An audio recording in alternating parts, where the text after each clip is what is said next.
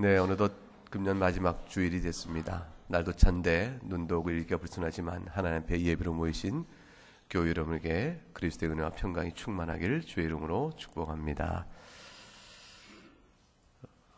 성탄절이 이제 지난주로 해서 지나갔습니다. 기쁘다 구주 오셨네. 이 찬양은 너무 부를 때마다 항상 좋지요. 성탄이 기쁜 까닭은 딱 한 가지 때문입니다. 구주가 오셨기 때문에 그렇습니다. 따라서 예수님에 대한 신앙 고백이 없으면 성탄은 특별히 기억할 의미가 없는 것이죠. 예수님께서 본인이 구주이시다라는 신앙 고백 받기를 참 좋아하셨고 또 요구하셨습니다. 우리가 다 알듯이 베드로에게 오늘 본문에서 너희는 나를 누구로 하느냐 이렇게 물으셨습니다. 베드로의 대답은 주는 그리스도시요 살아계신 하나님의 아들이십니다. 이렇게 고백을 했습니다. 예수님은 이 고백을 당연하게 받으셨어요. 예수님께서 실로 겸손하시고 자신을 드러내지 아니하시고 내세우지 않으시지만 주님은 그리스도시요 살아계신 하나님의 아들입니다. 이 엄청난 이 고백의 의미가 무엇이에요? 이 예수님이 눈에 보이는 연약한 몸으로 인간으로 우리와 동일하게 계신 그 예수님이 하나님이십니다. 주님으로만 모든 영혼이 회개하고 돌이키는 영혼이 구원을 받습니다. 이 고백을 드리는데 예수님께서 그 고백을 당연히 받으십니다. 받으실 뿐만 아니라 요구하시고 요구하실 뿐 아니라 선언하시면서 또한 그 경배를 받으십니다. 이 고백을 한 베드로에게 바요나 시몬아 네가 복이 있다 이렇게 말씀하셨습니다. 이 바요나라는 말은 요한의 아들, 이 바가 아들이라는 뜻이고요. 요나는 요한나의 표현입니다. 요한나의 아들, 또 성경 요한복음엔 요한의 아들 이렇게 되어 있죠. 시몬아 네가 복이 있다 했습니다. 이건 참 중요한 말씀입니다. 우리가 다 복 받는 일을 기뻐하고 즐거워하는데 주님이 베드로의 이 고백을 받으신 다음에 복이 있다 말씀하신 거예요. 예수님께서 이 땅에 계시면서 복이 있다 말씀하신 몇 번 안 되는 경우가 있습니다. 예수님이 베드로에게 베드로야 네가 복이 있다. 뭐 때문에 그 복의 선언을 하셨을까요? 복이 있다고 그렇게 선언하셨을까요? 베드로가 지위가 높아서 아니고 베드로가 재산이 많아서 아니고 베드로가 기운이 세서 아니고 베드로가 무엇 때문에 주님께 복이 있다고 선언을 하셨어요? 신앙 고백 그겁니다. 도마가 예수님이 죽었다가 살아나셨다는 말을 듣고 믿지 않았습니다. 내가 눈으로 봐야 믿겠다 그랬습니다. 그 주님이 이렇게 자 보이시면서 자 만져봐라 그럴 때 주여 하고 엎드리니까 주님이 네가 보고 나서야 믿느냐? 그때 뭐라고 말씀하십니까? 보지 않고 믿는 자가 복이 있다 하셨습니다. 예수님이 복이 있다 말씀하신 것은 돈이 많아서 복이 있다 하신 적 한 번 없으시고 건강하고 물질의 권세와 지식이 많은 걸로 인해서 복이 있다고 말씀을 안 하셨어요. 왜냐하면 그런 것들은 다 좋은 것일 수 있지만 그 자체가 좋은 것이지만은 아닐 수도 있기 때문에 그렇습니다. 어떤 이가 지식이 없을 때는 예수를 잘 믿다가 그가 세상에 지식이 좀 많아지면서부터 예수를 떠나버립니다. 전에는 예수님을 성경에 하나님의 말씀을 잘 믿다가 세상에 잡서죠 이런 것들 읽다가 보니까 이렇게 생각하는 사람 저렇게 생각하는 사람 많구나 하다 보니까 예수님을 떠나버립니다. 그게 복이 아니죠. 그 지식이 그를 망하게 하는 것입니다. 물질이 풍요롭지 않을 때 예수님을 잘 믿다가 물질이 풍요로워지고 편안해지니까 삶에 자신감이 생기고 걱정이 없다. 문제가 생기면 물질을 해결한다. 그러한 힘을 얻으니까 자신의 마음에 교만한 마음이 생깁니다. 물질의 즐거움이 찾아나갔습니다. 결국은 하나님에게서 멀어집니다. 그래서 물질이 그에게 화가 돼 버립니다. 권력이 없을 때, 낮았을 때 예수님을 잘 찾다가 지위가 높아지고 많은 사람의 존경과 따르니가 많아지고 힘이 세워지니까 예수님을 떠나버립니다. 세상의 권력과 세상의 건강의 자랑과 지식과 물질의 풍요 그 모든 것들은 다 그 자체가 귀한 것일 수 있지만 그것이 어떻게 되느냐에 따라서는 그것이 복이 아니라 화가 될 수도 있는 겁니다. 집안이 가난할 때 형제가 화목했고 부부 사이도 좋았는데 사업이 좀 잘 돼서 물질이 많아지니까 남편이 자꾸 바깥으로 돌아가 다닙니다. 부부 사이가 멀어지는 거죠. 싸움이 납니다. 자식들 가운데서 가난할 때 의의가 좋았던 형제 A가 재산이 많아지면서 형제 간에 재산 다툼이 벌어집니다. 그런 일은 숱하게 보잖아요. 그 모든 일들은 그 자체가 복이다, 선언받은 대상이 뜻밖에 아닙니다. 귀한 것일 수 있지만, 우리 삶을 편하게 해주는 요소가 있지만, 그리고 우리 삶의 인생의 지식의 많은 연마와 그 모든 노력들은 다 선한 것일 수 있지만, 그러나 사용이 주님 앞에서 어떻게 되냐에 따라서는 전혀 다른 의미가 될 수가 있습니다. 결국 복 중의 복이요, 가장 복의 근원이요, 최고의 복이요, 절대 복이 뭔가? 결국 베드로의 신앙 고백 속에서 주님께서 선언하신 겁니다. 이 복이 있으면 가난해도 견디는 것이고, 이 복이 있으면 지위가 낮아도 견딜 수가 있고, 이 복이 있으면 몸이 약해도 견딜 수가 있습니다. 하나님의 사랑으로 우리에게 주어진 복이기 때문에 그렇습니다. 예수님은 이 복이 절대적인 가치가 있는 것이고 그 선언을 하신 것이며, 나로 말미암아 아버지께로 가는 것이요, 나로 말미암지 않고는 아버지께 갈 수가 없다, 내가 길이요 진리요 생명인 것을 아는가, 그 절대 선언을 제자들에게 요구하시고 기대하시고 물어보신 거예요. 너희는 나를 누구라 하느냐? 주는 그리스도시요 살아계신 하나님의 아들입니다. 이 절대 선언이요, 절대적인 신앙 고백의 요구는 예수님을 믿는다고 말하는 우리들 신앙에 있어서의 핵심입니다. 여기서 타협이 있으면 예수를 믿는다고 말하나 예수를 따르는 사람이 아닌 것이 되어집니다. 세상에 많은 종교와 철학이 있죠. 나름대로 진리를 주장합니다. 나름대로 선한 것들이 있습니다. 하나님께 주신 이 세상의 관찰과 지혜 가운데서 일반적으로 사람들이 필요에 따라 얻을 수 있는 지혜들을 하나님 다 부어주셨기 때문에 나름대로 철학과 종교 안에는 부분적인 선들이 있습니다. 그런데 그것이 우리로 하여금 하나님께 나가도록 하는 것에 구실을 못합니다.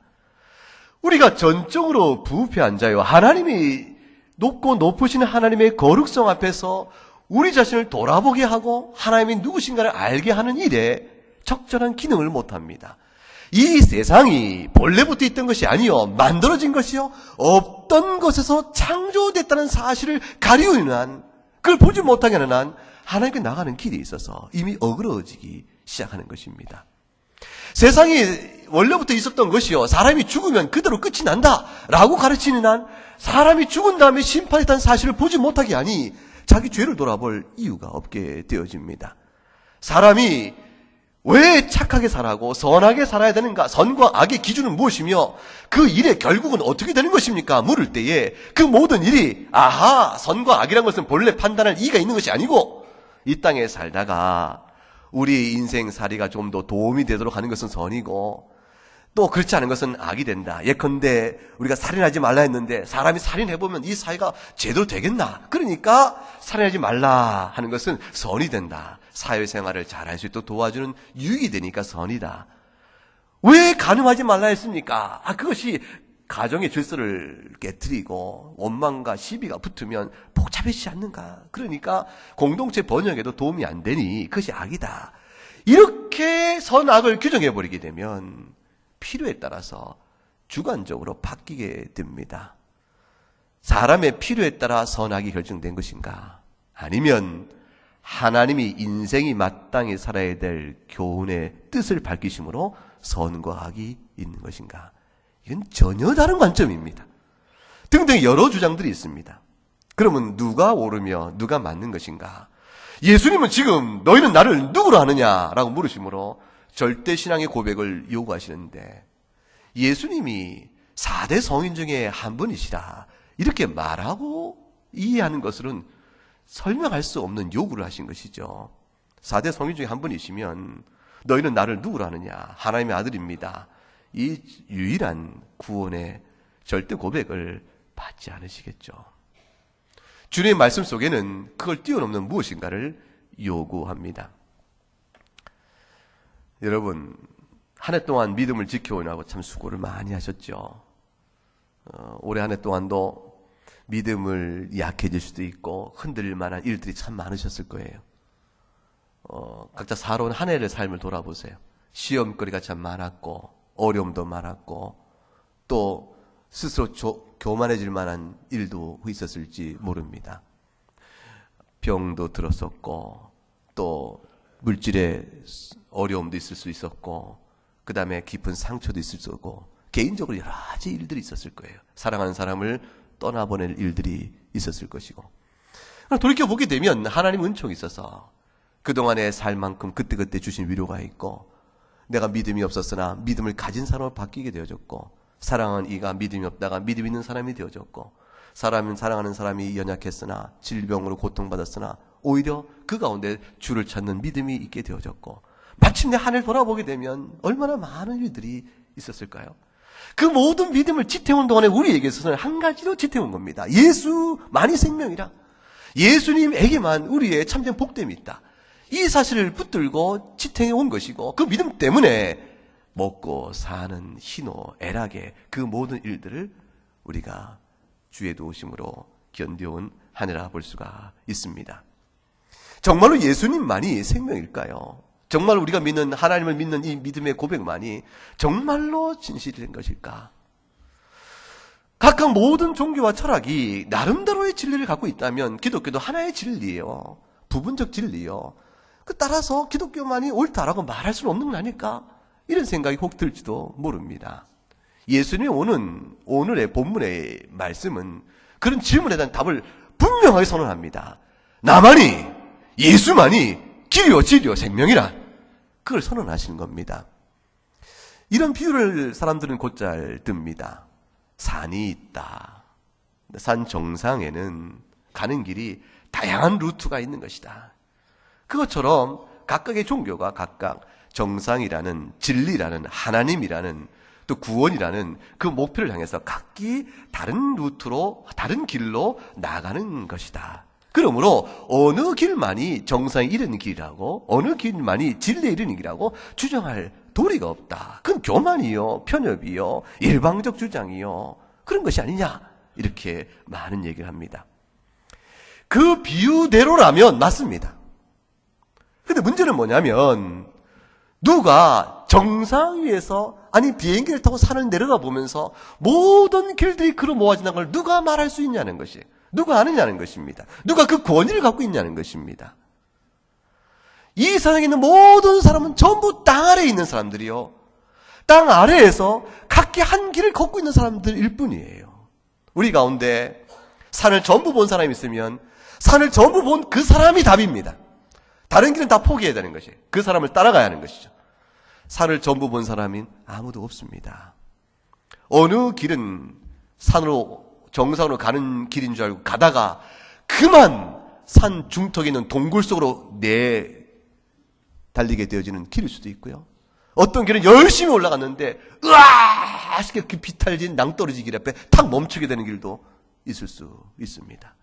어떤 길은 가는데 너무 숲과 거친 돌과 이가 어우러져서 도무지 갈 수 없는 그런 길일 수도 있고요. 어떤 길은 갔는데 천길 낭떠러지가 천길 절벽이 앞을 탁 따로마서 더 이상 갈 수 없는 길도 있을 수 있습니다. 산으로 올라가는 길이 다 정선으로 가는 길이다라는 얘기는 산을 올라간 사람만이 합니다. 우리 가운데 누가 그 길을 가봤을까요? 아무도 없지요? 자신이 미처 찾는 길 가운데서 길을 선택해 나가야 합니다. 그 길이 어느 길인가를 보고 가야 합니다. 만일 이 길이다라고 말하는 사람이 있다면 그 길은 딱 한 가지 가능성이죠. 아까 말했듯이 산에서 하늘의 비행기를 타고 쭉 내다보면서 저 길일세! 아니야 그 길을 가면 낭떠러지야! 그 길은 아니지! 절벽에 부딪혀! 그 길은 숲길이야 도저히 헤쳐도 못 가!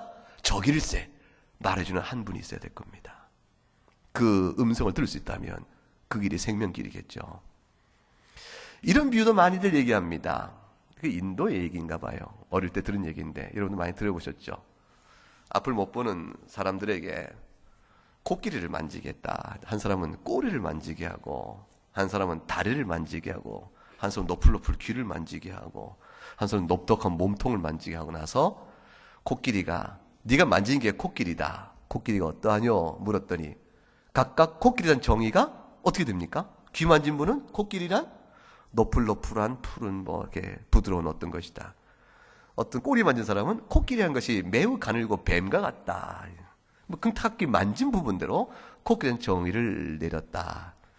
그러나 어리석은 것들아, 코끼리는 본래 그것이 다 합쳐진 전체 모습을 그리면 이와 같다.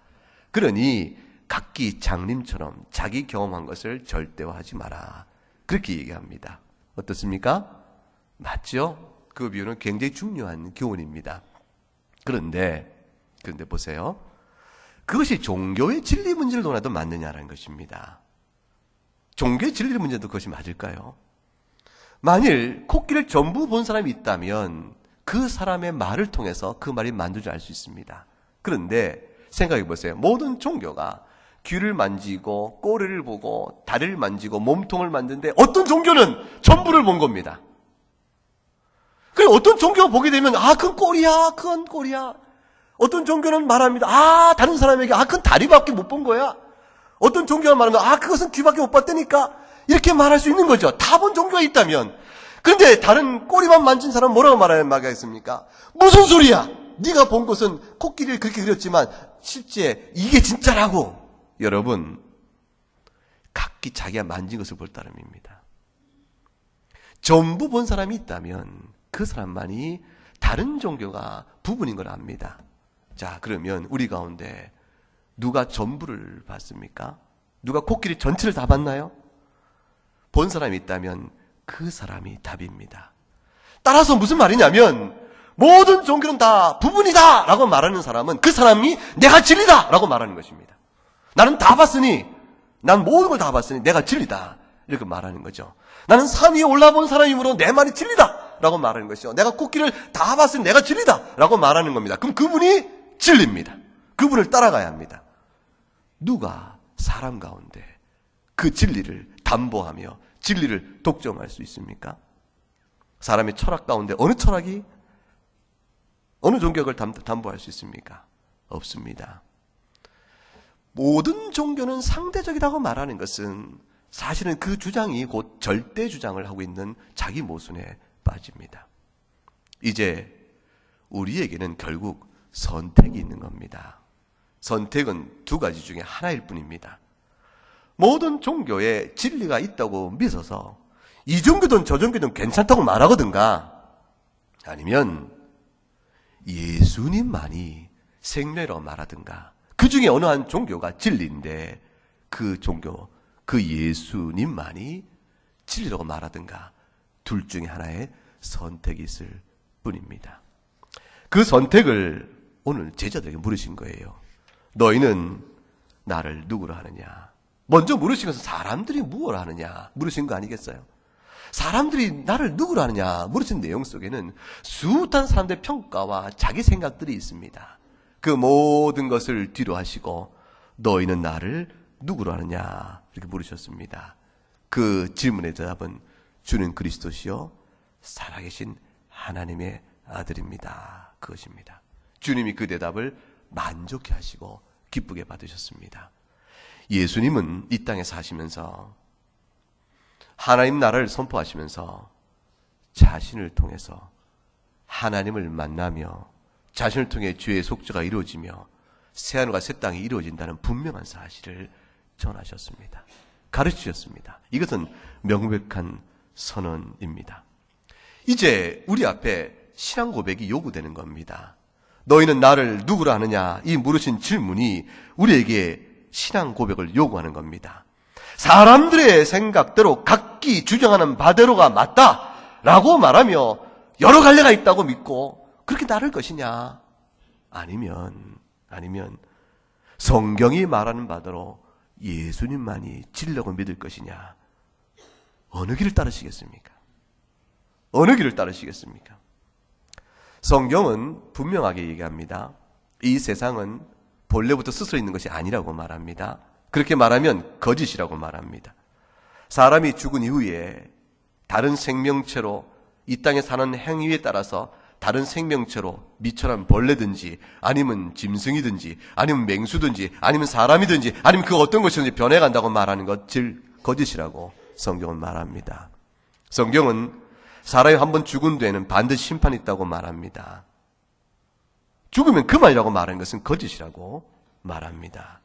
성경은 사람이 한번 죽은 것은 정한 이치요 그 후에는 심판이 있다고 말합니다. 그 심판이 죄의 값은 영원한 형벌이요 죄 용서받은 자에게는 영원한 생명이 영광으로 주어진다고 성경은 말합니다. 이제 성경을 믿을 것인가? 믿지 않을 것인가? 성경에 따라 예수 그리스도가 생명임을 믿을 것인가? 그렇지 않을 것인가가 선택으로 주어졌을 따름입니다. 이 선택 안에서 올 한 해도 예수 믿는 믿음을 갖도록 붙드셨습니다. 우리에게 그 믿음의 빛을 비춰주시고 믿음을 또 견고하게 세워주시고 더욱더 주 안에 의지하게 하셨습니다. 살아온 인생은 육신의 세상은 이 세상 살이의 인생은 파란만장했지요. 파란만장했죠. 각각의 우리 교인들 한 분 한 분의 한 해 동안 산 이야기를 들어보면 평탄하며 우여곡절 없는 인생 한 해가 누가 있겠습니까? 가슴 애리는 아픔과 낙심과 절망과 상실 가운데 울어버린 그 세월들이 있었고 분노도 있었고 어떨 때는 정말 됐다 싶게끔 힘을 얻은 소유를 손에 쥐인 그런 자랑스러움도 있겠고 합격의 영광도 있었을 것이고 바랐던 것도 얻은 것에 대한 기쁨도 있었겠고 자손의 번성 때문에 기뻐하는 일도 있었겠고 아니 그 자손의 아픔 때문에 괴로운 세월도 있었겠죠. 그 모든 세월 동안에 지탱온 삶의 내용은 이 땅의 삶만이 아니라 하나님을 바라보는 믿음의 삶이요 구원의 삶이었습니다. 그것이 예수에 대한 믿음이었습니다. 주님이 왜 베드로에게 복이 있다 그러셨을까요? 그 신앙 고백이 주어지는 영원한 생명의 구원의 복이 말할 수 없이 귀한 것이요 천하의 한 영혼이 온 세상보다 귀하다고 하였으니 하나님께서 그 주시는 이 구원의 복의 귀함이 이 세상 만물을 가진 것보다 배나 귀한 것이요 비할 수 없이 귀하다는 것을 우리가 알 수가 있죠. 그 복의 큼이 그런 것이고 또 한 가지는 바요나 시몬아 네가 그것을 어떻게 알았느냐 그 안 것은 하나님이 내게 주신 것이라. 한 해 동안 우리가 믿음을 지탱해온 모든 이유가 어딘지 아세요? 우리가 하나님을 너무너무 사랑했기 때문에 우리 신앙의 지조가 깊고 내가 하나님을 향한 열심히 뚜렷해서 한 해 동안 신앙을 버텨온 것일까요? 오늘 주님께서 베드로의 고백을 너에게 그것을 알게 하시는 하나님이시라 하늘에 계신 내 아버지라 말씀하신 것처럼 하나님께서 올 한 해 동안도 우리 믿음을 붙들어 주셨기 때문입니다. 생각해 보세요. 우리 인생은 얼마나 바둥바둥대면서 조마조마하면서 쩔쩔쩔 매면서 힘들게 살아온 인생살이입니까? 65억의 인구 가운데 하나밖에 안 되는 이 조그만 체구에 이 조그만 땅에서 겨우 내 몸 관리도 어떻게 할지 몰라서 쩔쩔쩔 맺고 아프면 징징댄 것이고 질병이 다가오면 당해했던 것이고 그런 인생 그런 연약한 육체 생활이잖아요. 우리가 마음도 다스리지 못해서 끙끙끙 앓고 상처받고 힘들어하고 눈물 흘리고 괴로워하고 분노도 나고 이 모든 것을 추스지 못했던 이 연약한 마음 이거 하나 안고 겨우 사는 인생인데 사람들이 알아주는 인생도 아니고 그런 한 인생 사는데 하나님이 천지를 만든 하나님께서 나를 붙들고 계신 거잖아요. 나를 지켜보시고 내 심령 가운데 믿음이 떨어지지 않도록 계속 은혜를 주신 겁니다. 말씀으로 은혜 주시고 찬송 가운데 눈물도 짓게 하시고 기도 가운데 응답의 은혜를 주시기도 하시고 그러므로 우리 마음속에 살아계신 하나님 나의 죄를 속죄하고 하나님 자녀 삼으신 은총에 감사하며 살도록 붙드신 주의 은총이 계속 있어서 우리가 온 한 해도 믿음 가운데 살아온 거 아니겠습니까? 믿음은 정말 귀한 것입니다. 여러분, 이거 사실 우리 경험이죠. 전도해보면 알잖아요. 전도의 메시지를 듣는다고, 복음을 듣는다고 다 믿습니까? 아니잖아요. 성경을 읽는다고 성경의 뜻을 다 깨달아 안아요. 그냥 눈으로 읽고, 지식은, 성경의 지식은 있는데, 심령의 말씀에 깨우침이 없는 사람이 얼마나 많습니까?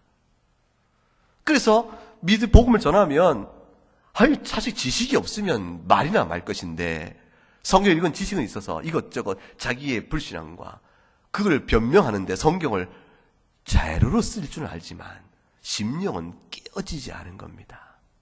그런 일도 얼마나 많습니까? 설교를 들으면 다 믿음을 갖습니까? 같은 설교를 들으나 어떤 이는 믿음이 성장하고 같은 설교를 들으나 어떤 얘기는 아무 소용이 없지 않습니까?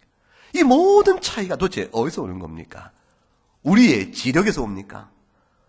우리의 성의에서 옵니까? 우리의 정성에서 옵니까? 이 모든 일의 답은 오늘 주님이 말씀해 주셨습니다. 바요나 시몬아, 네가 복이 있다. 이것을 네게 알게 한 이는 누구시라고요? 하늘에 계신 내 아버지시니라. 여러분 심령에 예수의 복음이 열매를 맺고 예수에 대한 복음의 이해가 좀 더 명료해졌으며 하나님을 향한 여러분의 신앙 고백이 더 뚜렷해졌으며 여러분이 주님께 좀 더 가까이 왔다면 그 모든 것은 놀랍게도 천지만물을 주신 하나님께서 이 수단 인생 가운데 티끌 같은 내 인생 여러분 하나하나를 지켜보시고 여러분을 사랑하여 부어주신 은혜 때문입니다. 여러분이 하늘에 닿은 겁니다. 하나님 여러분을 알고 지키신 것입니다. 우리는 본래 하나님을 마음에 두기 싫어하는 사람들입니다. 이게 타락한 이후에 인간의 본성입니다.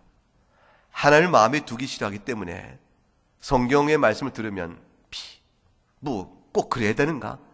왜 하나님은 그러시는가? 내가 하나님이라고 믿어야 될 하나님은 좀 더 나를 사랑하고 이 세상의 이 문제도 해결하시고 이 세상의 모든 추악한 악도 다 단숨에 제거하시는 하나님이야 의의 하나님이요 선하신 하나님이요 사랑의 하나님이시지. 이 세상에 이렇게 악이 많은데 또 하나님은 뭐 하나님이신가? 자기 나름대로 버팅깁니다.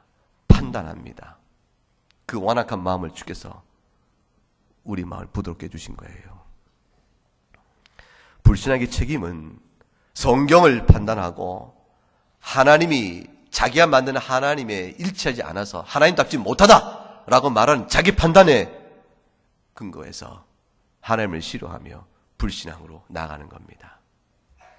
죄성에 따라서 불신앙을 하는 거죠. 결국 믿지 않음의 책임은 자기 책임인 것입니다. 그런데 우리도 다 똑같이 완악한데 성경을 읽고 성경의 지식 앞에 무릎 꿇고 하나님의 지혜 앞에 무릎 꿇고 성경에 담겨있는 도덕성 앞에서 무릎 꿇을 때 생명이 있게 되어지는데 그 모든 것에 대하여 성경의 지혜의 말씀 앞에 자신의 지혜를 앞세우고 성경의 모든 도덕적 가르침 앞에 자기의 의를 앞세우면 그러면 성경을 믿을 수가 없게 됩니다. 우리도 다 똑같은 그런 자들이었지만 하나님이 완악한 마음을 계속해서 부드럽게 하신 겁니다. 올 한 해 동안에도 어떨 때는 하나님 앞에서 뻗팅긴 적이 없으셨습니까? 일부러 신앙에 나태하고 일부러 기도를 멀리하고 일부러 말씀에 귀를 막아버리고 일부러 찬송을 입에 담지 아니하며 그래 본 적 없으십니까? 우리가 그러더라도 지금까지 하나님은 우리를 불러내셔서 끝까지 붙으셨기 때문에 오늘도 주 앞에 나와 예배를 드릴 수 있는 것이라 생각을 합니다. 우리가 믿지 않는 자들과 달라서가 아니고 믿는 자들과 하나도 다를 것이 안 믿는 자들과 하나도 다를 것이 없는데 불쌍히 여겨 믿음을 선물로 주셔서 예수 믿고 영생을 기뻐하며 인생의 육신의 삶을 감당할 수 있는 사람이 된 것입니다. 그 믿음의 고백의 내용이 뭡니까? 예수님은 나의 구주시요 나의 그리스도시요 살아계신 하나님의 아들 나의 생명의 주이십니다. 그거 아니겠습니까? 믿어지지 않는 분이 있다면 참으로 안타까운 일입니다. 죄성을 돌아봐야 합니다. 믿어지지 않아도 믿어야 합니다. 아니, 믿어지지 않는데 어떻게 믿어야 한다고 말하는가? 믿어야 합니다. 믿어지지 않아도 믿어야 합니다. 자신이 왜 믿어지지 않는가를 돌아보시기 바랍니다. 그것은 자신이 하나님을 마음에 두기 싫어하는, 자신이 죄성을 돌아보지 못하는 데 있습니다. 그 원인을 돌아봐야 합니다. 마음을 찢어야 합니다. 주 앞에 엎드려야 합니다. 말씀을 바라보면서, 성경을 보면서 내가 예수의 권위보다 높은가? 내가 예수님의 지혜보다 우월하며 예수의 도덕성보다 우월한가? 내가 판단할 자인가? 판단을 받을 자인가? 생각해야 합니다. 믿어줘야 합니다. 여러분이 믿음관 있는 분은 하나님의 은혜에 깊이 감사하고 믿음을 지탱으로 붙드신 여러분의 모든 수고를 하나님께서 은혜 가운데 붙드셨음을 생각하면서 감사하시고, 믿음이 없는 분들은 자신을 돌아보는, 그리하여 주 앞에 은혜를 구하는 믿음의 역사가 있기를 바랍니다. 요한복음 10장 3절 말씀 한 절만 같이 읽고 마치겠습니다. 읽어볼까요? 요한복음 10장 3절 한번 띄워보세요. 시작. 영생은 곧 유일하신 참 하나님인가 그가 보내신 자 예수 그리스도를 아시니이다. 아멘. 오늘 주보에 나와 있는 설교 본문은 교회를 세우는 것은 다음에 설교하기로 하고, 여기까지 17절 말씀으로 이어서 말씀을 전해드렸습니다. 함께 우리 찬송하겠습니다. 313장 찬송하겠습니다.